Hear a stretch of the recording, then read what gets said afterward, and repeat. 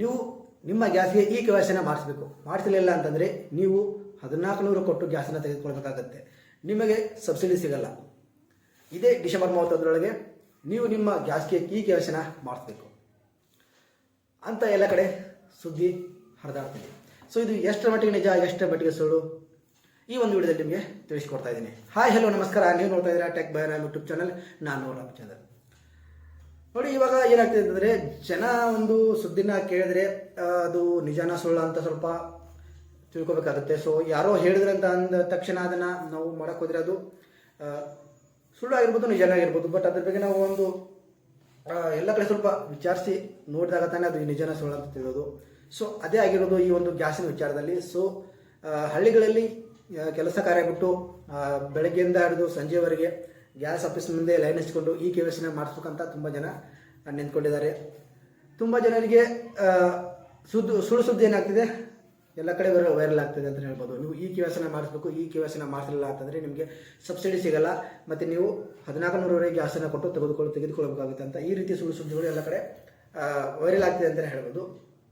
So ಏನಪ್ಪ ಅಂತಂದರೆ, ಮೊದಲನೇದಾಗಿ ನಾನು ನಿಮಗೆ ತಿಳಿಸ್ಕೊಡಿದ್ದೇನೆ ಅಂತಂದರೆ, ಈ KYCನ ನೀವು ಮಾಡಿಸ್ಬೇಕು ಅನ್ನೋದು ಸುಳ್ಳ ಅಥವಾ ನಿಜ ನೋಡೋದಾದರೆ, ಎಸ್ ನೀವು ಈ KYCನ ಮಾಡಿಸ್ಬೇಕು.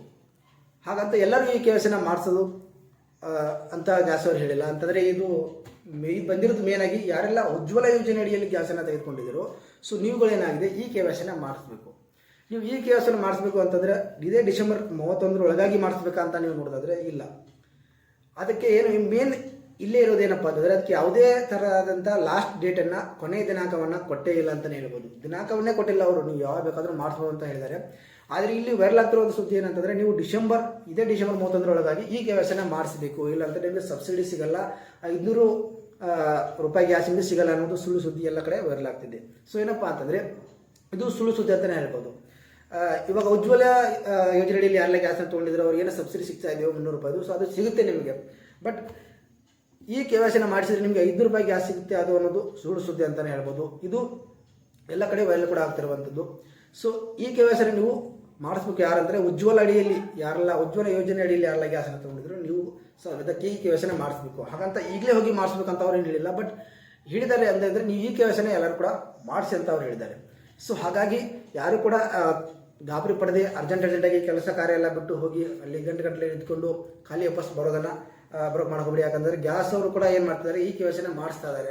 ಒಬ್ಬೊಬ್ರು ಏನು ಮಾಡ್ತಾರೆ ಅಂತಂದರೆ, ದುಡ್ಡನ್ನು ತೆಗೆದುಕೊಳ್ಳೋಕ್ಕೋಸ್ಕರ ಈ KYCನ ಮಾಡಿಸ್ಕೊಂಡು ಅವ್ರಿಗೆ ಗ್ಯಾಸ್ ಪೈಪ್ ಆಗಿರ್ಬೋದು ಅಥವಾ ಗ್ಯಾಸ್ ಆಗಿರ್ಬೋದು, ಈ ರೀತಿಯ ಅಮೌಂಟ್ಗಳಿಗೆ ಡಬಲ್ ಅಮೌಂಟನ್ನು ಹಾಕಿಬಿಟ್ಟು ನೀವು ಈ KYCನ ಮಾಡ್ತಿಲ್ಲ ಅಂದರೆ ಇದೆಲ್ಲ ನಿಮಗೆ ಸಿಗಲ್ಲ ಅಂತ ಹೇಳ್ಬಿಟ್ಟು ಈ ರೀತಿ ಕೂಡ ಆಗ್ತಾ ಇದ್ದಾವೆ. ಸೊ ಯಾರು ಕೂಡ ಗಾಬರಿ ಆಗ್ಬಿಡಿ, ಮತ್ತು ಗಡಬಡಿ ಅಂದರೆ ಅರ್ಜೆಂಟ್ ಯಾರು ಕೂಡ ಮಾಡಕ್ಕೆ ಹೋಗ್ಬಿಡಿ. ಅದಕ್ಕೆ ಡೆಡ್ ಲೈನ್ ಅನ್ನೋದು ಇನ್ನೂ ಕೊಟ್ಟೇ ಇಲ್ಲ ಅಂತಲೇ ಹೇಳ್ಬೋದು. ಸೊ ನೀವು ಈ KYCನ ಮಾಡಿಸಿ ಅಂತ ಹೇಳಿದ್ರೆ ಅಷ್ಟೇ, ಆದರೆ ಇದೇ ಡೇಟ್ಗೆ ಮಾಡಿ, ಇದೇ ಡೇಟ್ ಲಾಸ್ಟ್ ಡೇಟ್ ಅಂತ ಅವರು ಹೇಳಿಲ್ಲ. ಸೊ ಯಾರು ಕೂಡ ಗೊಂದಲಕ್ಕೊಳಗಾಗಬೇಡಿ ಅಂತ ಹೇಳಕ್ಕೆ ಇಷ್ಟಪಡ್ತೀನಿ.